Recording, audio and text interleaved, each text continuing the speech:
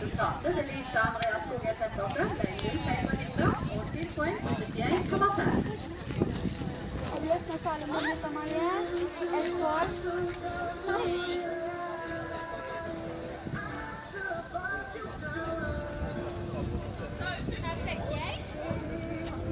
Jeg hørte det ikke, jeg.